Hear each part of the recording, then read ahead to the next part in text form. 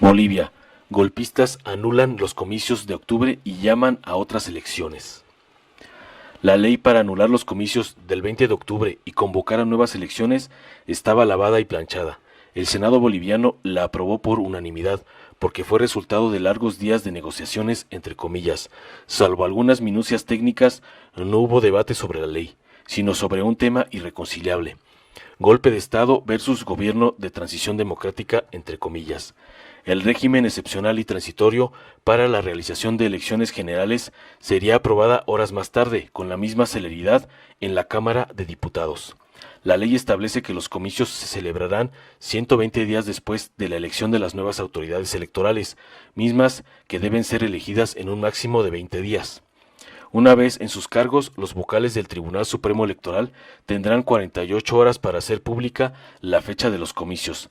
La ley también establece que al menos 2 de los vocales deben ser indígenas y 3 de ellas mujeres. Igualmente, se actualizará y saneará entre comillas el padrón electoral. Este domingo se espera la promulgación de la ley por la presidenta de facto, Yanine Áñez.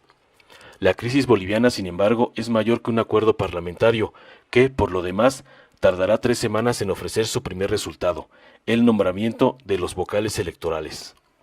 El movimiento al socialismo cuenta con 2/3 de la Asamblea Legislativa, suma de las cámaras de diputados y senadores, pero su máximo líder está en el exilio. Su número 2 fue apresado el jueves y muchas de sus figuras están fuera del país, refugiadas en la embajada mexicana o escondidas porque temen ser encarceladas. Volvamos al Senado. En papel de vocero oficioso de Áñez, Óscar Ortiz, Unidad Demócrata Santa Cruz, habló de un gobierno de transición democrática, entre comillas, que va a garantizar supuestamente una participación política absolutamente libre. Adriana Salvatierra, quien era presidenta del Senado hasta la renuncia del presidente Evo Morales y fue presionada para renunciar, le respondió que no puede llamarse gobierno de transición a uno que expulsa ciudadanos, genera 31 muertos, 780 heridos, 1000 detenidos y que acusa a periodistas de sedición. No hubo aplausos para uno ni para otro, solo cuando se anunció la presencia de representantes de la Organización de Estados Americanos, ese nefasto organismo, la Organización de Naciones Unidas y la Iglesia, mediadores en la crisis y cuando la ley fue aprobada en lo general. La senadora Sonia Chiri, también del MAS, recordó que existió la amenaza de cerrar la asamblea y convocar a elecciones vía decreto. Quizá el gobierno de facto calculó que usar ese camino fortalecería la idea del golpe de Estado y optó por la negociación con la mayoría legislativa del MAS. Todavía hoy se quejaron senadores del MAS, son acosados y perseguidos. Sus adversarios les respondieron que ellos fueron perseguidos durante 13 años. Los dos bandos se acusaron mutuamente del incendio de casas de legisladores, de secuestros y otras linduras. El punto es la pacificación del país, entre comillas. Los bandos en conflicto: por un lado el partido del asilado presidente Evo Morales y sus bases aliadas, y por el otro el gobierno de facto con sus partidos y sus cívicos. Usan la expresión aunque cada uno la entienda a su manera. Choque en Cochabamba. El gobierno de facto trata de convencer a los bolivianos de que todo se encamina a la normalidad, vía acuerdos con las organizaciones sociales movilizadas.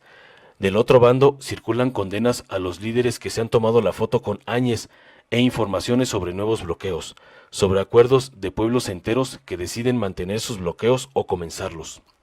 Las señales que daban lugar a cierto optimismo: la ley electoral, el salvoconducto a los hijos de Evo Morales que partieron a Argentina, se toparon con la cruda realidad de la confrontación.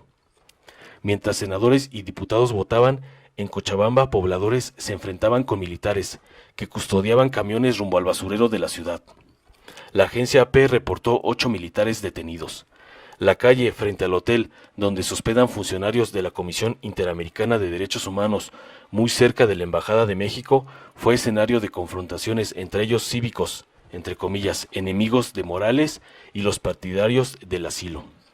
Gerardo García no está solo, decimos desde acá, desde la clandestinidad: hermano, no te vamos a dejar solo, dice Gualberto Arizpe, secretario de Comunicación del MAS, en un video que circula en las redes, en referencia al segundo de a bordo del partido de Evo Morales. Quieren hacer ver como si no pasara nada en nuestro país, afirma Arizpe. Al menos lo intentan. Casi 85% del país ya está pacificado, pero faltan sectores que no quieren colaborar. Se ufanó Arturo Murillo, ministro interino de gobierno. No quieren colaborar, por ejemplo, los campesinos de 20 provincias de La Paz y de la Federación de Juntas Vecinales de El Alto, que se reunieron con el ministro de la Presidencia, Jerjes Justiniano. El funcionario les concedió 8 de 9 demandas, pero no la novena, que es la destitución de Arturo Murillo, quien ha asumido la responsabilidad del operativo en Sencata, que se saldó con la muerte de 8 pobladores. El resto de las demandas que el gobierno de facto ofreció cumplir fueron abrogación del decreto que libera de responsabilidad penal a los militares y repliegue de los mismos, elecciones antes del 22 de enero, libertad de los detenidos durante las protestas, fin a la persecución de dirigentes, indemnización a las familias de los asesinados y atención a los heridos, respeto a la huipala y castigo a los policías que le prendieron fuego, además de dar continuidad a las acciones del plan Evo Cumple. Los dirigentes firmaron, pero con una advertencia: si no les cumplen la novena demanda y destituyen a Murillo, seguirán los bloqueos. Informó Mr. Político. Nos vemos el siguiente video.